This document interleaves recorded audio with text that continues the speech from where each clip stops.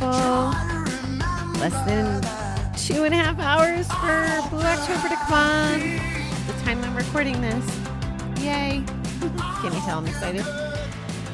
Okay, we are on to X tonight, but some kind of interesting things popped up today, so I thought I would chat with you about those first. So remember this morning's reading about, what was it about? Oh, not being able to control other people and relinquishing it and having kind of that mentality so that you could survive in life. Well, another exercise that I had done later in the day showed up, and it's about the law of detachment. And I just thought it was interesting that the same concept showed up again so early in the day. Like the two things were very unrelated. And this had to do with a little bit with meditation and some things like that. But relinquishing that control, I guess, is definitely a theme that helps us live our best lives, I guess would be the best way to say it. Because we're not dealing with all the craze and the agita of other people. It's just a beautiful thing. Or things that aren't people. But I think this morning, the context, oh geez, I'm in trouble if the concert's on and I'm sleeping. The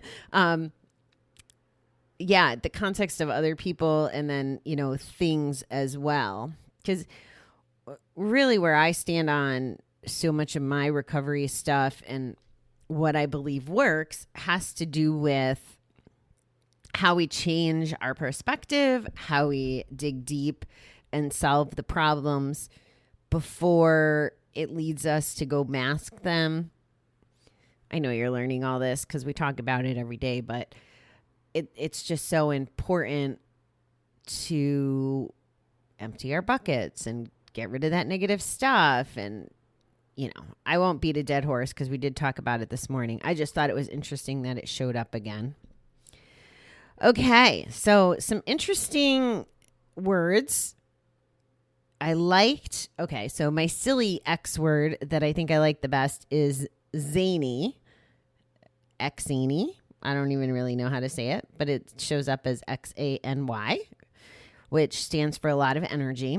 And I will tell you that if you quit gambling, as I yawn, I will tell you that you have more energy.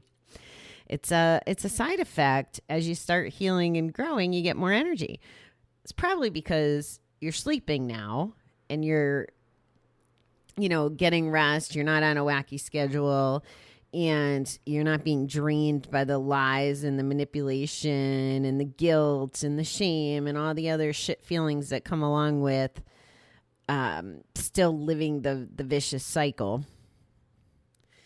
The next one that I thought was interesting, and I'm going to take it a little out of context, but I think you'll like what I'm going for here. So it's, I don't know if I'm even saying these right. Exenial. So it's, I want to say everything like with the Z instead of an X. Xenial, exenial. Anyway, it's essentially being nice to foreigners or to visitors. And when I read that, I actually thought of it more of when you're in a meeting, a GA meeting, or if you were in a group therapy meeting, the new guy's the person we need to be xenial for.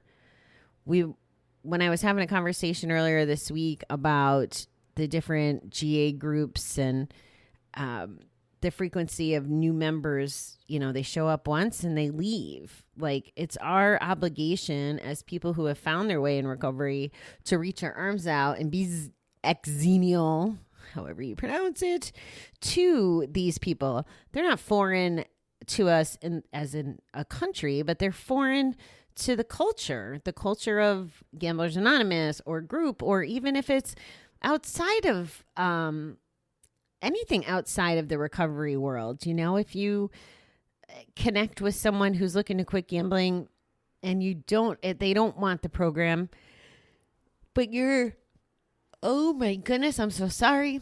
And I'm drinking coffee, mind you, which I'll pay for later. But basically, think of recovery as your state or your country.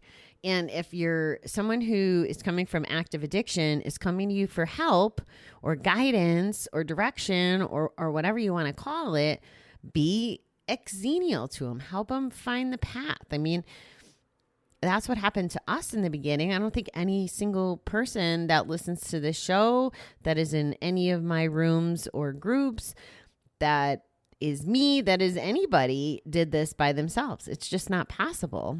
So just keep that in mind. I like that word. And then the last one I took was a direct quote from someone. And again, it kind of aligns with the way I feel the process should look like for successful long-term recovery. X-ray vision to see inside where the compulsion lives and suppress it forever. So I liked the concept of this. You know that I'm not about suppressing it. To me, that's pushing it deeper down in the bucket. But the gist of the idea of the X-ray to look inside and to see where the compulsion lives, what's causing it. And it's generally not something on the surface.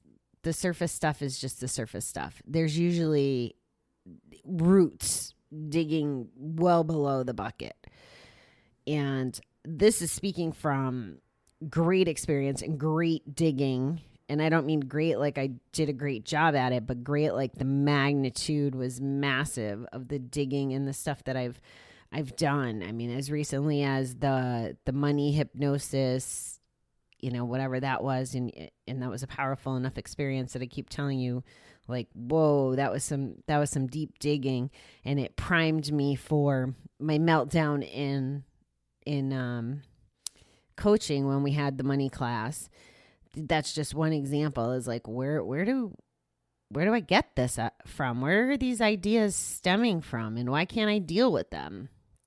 So if we take an X-ray of what's in our guts and what's the underlying problem, and I won't tell you that it's going to be completely transparent. That's why this X-ray thing really stuck with me. I thought that was a great way to capture what needs to happen, because you got to see through some things. Oh my goodness. This is horrible. I really am sorry. I've had 3 huge cups of coffee today to try to get things done. And I don't know if it's because I went out in the sun or what, but I should have been more productive. So tonight's the concert, which I imagine will go until probably close to 11 o'clock my time.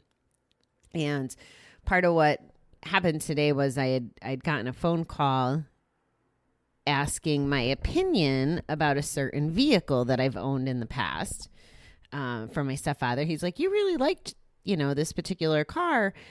And I'm like, yeah, I own one again, remember? And he doesn't ever see it because I leave it here because I've been trying to fight to get out of this stupid Jeep deal. Well, anyway, he called for an opinion about the Equinox, and I was like, well, why don't you just take the Jeep? So he's going to take the Jeep for me.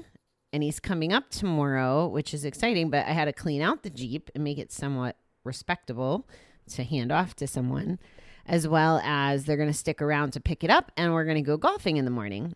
So the work time that I intended on doing today and tomorrow morning, I'm kind of going off the beaten path. And since I guess it still counts as my birthday week and my birthday month, I'm not going to feel guilty about going golfing tomorrow or enjoying the concert tonight. So it'll be back to the trenches, I guess, on Monday. I took Monday off my day job so I can work on some of this life stuff that I'm behind in. So it'll all work out. It's all great. Everything's wonderful, except for I'm yawning on air with you. So I do apologize for that. Oh, and I do got to tell you, it was so much fun. I cannot wait. It's probably not going to be until August or September, but the Courage Over Comfort podcast, I told you that I was recorded and did an episode for their show, and really love the host. He was brilliant. Like this is going to be so much fun when we get it out there, and there's going to be a challenge. We got a challenge planned for everybody. By then, hopefully we can get the word out to more people to participate in the challenge, because it's actually something I'd love to set a full trend on, because I'm a believer of it. And you'll see big things coming. All right, beautiful people. I am going to go be a little productive, I hope, before the show. I hope that you're having a fantastic weekend. Uh-oh. Jeez, alarm going off and everything. All right, beautiful people. Have a good night. Bye-bye.